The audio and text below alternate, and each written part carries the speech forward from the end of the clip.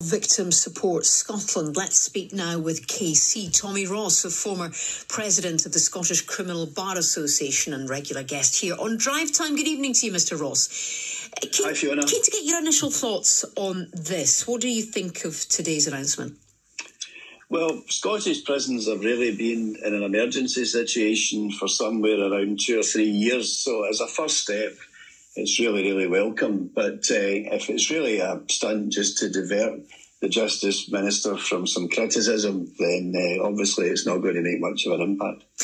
Why has the overcrowding situation got so extreme now? We're talking about prisons just bursting at the seams now. I think the huge increase, 13% from 2023. I think that's 400 people since mid-March. Why? Fiona, all of this is entirely predictable. We changed the release provisions round about 2015, which meant that long-term prisoners were no longer released after 2/3 of the sentence. Now, anybody could see that would lead to an increase in the prison population. And then, of course, we had COVID, and the entire system depends on some people going to court and being released from court and not going back to prison. And that wasn't happening because there were no courts sitting for a variety of reasons over a period of several months. So all of this has been completely predictable, and we've risen. The remand population since COVID has risen from about 900 to about 2,200, and that hasn't happened overnight. So are there backlogs in the court? Is that a significant problem? It is a significant problem because people are generally on remand for longer, and these days somebody waiting for a trial for murder or attempted murder might be in custody waiting trial for somewhere between 2 and 3 years. And I should say that as far as I can see, nothing that has been said by the Justice Minister will have any impact on the untried people who are presumed innocent waiting for the trial. I don't see anything to deal with the massive problem that relates to people held in custody for years waiting for the trial. People who are in the system presumed to be innocent. What do you make of some of the concerns expressed by, I think you were listening across that, Kate Wallace, who is from Victim Support Scotland, the impact on victims, the impact on public safety? What do you make of those concerns? I understand the concerns, and I don't think we do enough in Scotland to distinguish between dangerous people and people who are no danger to anybody. And routinely I deal with people in the High Court who are moving drugs from one part of the country to another. They've never been convicted of a single offence. They're no danger to anybody, and they get 5 or 6 years imprisonment for it. So there must be people in the system who do not represent any danger to anybody, who could be identified within 2 weeks and released from custody with no danger to the public. And if you're on remand and you are ultimately found innocent, is there compensation for that? Are you recompensed for that?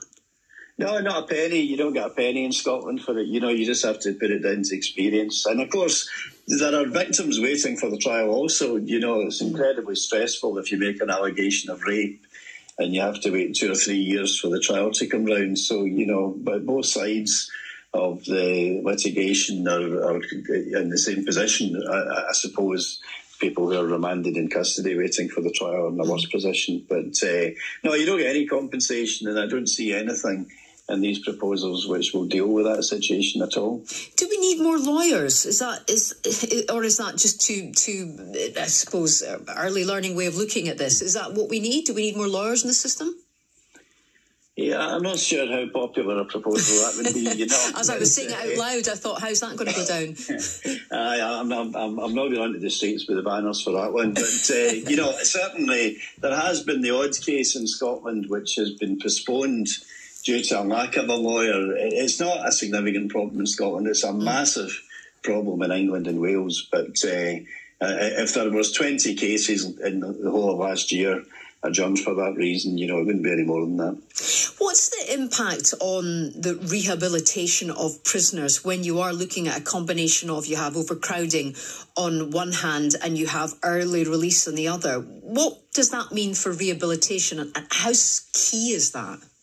There isn't any rehabilitation. I mean, in some prisons, there are 2 adult males sharing 4 square metres of space, locked up for 23 hours a day, possibly for 2 or 3 years. That's the reality. Obviously, there's a small group of people who are serving very, very long sentences, and that small group might be exposed to some form of rehabilitation.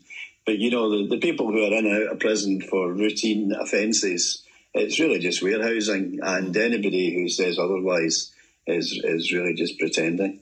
We've got, hoping to have the Justice Secretary, Angela Constance, on before the end of Drive Time to talk to her live about what was discussed this afternoon. What assurances would you have for her, or what would you like to hear from her in way of assurances? I would like her to follow this through, and I would also like the government to give some thought to what could be done in relation to the remand population. I mean, other countries have halfway houses where you're not quite in custody, you're not at home, but you're monitored and you're not allowed to leave.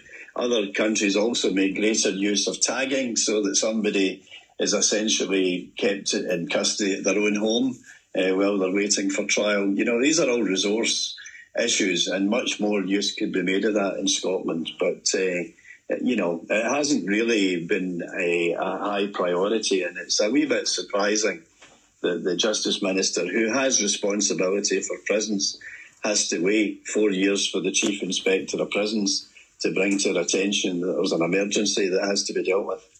Mr Ross, always good to speak to you. Thank you so much. That's Casey Tommy Ross there, former President of the Scottish Criminal Bar Association. The time is gone. 4:30. Let's get the latest news headlines with Nina.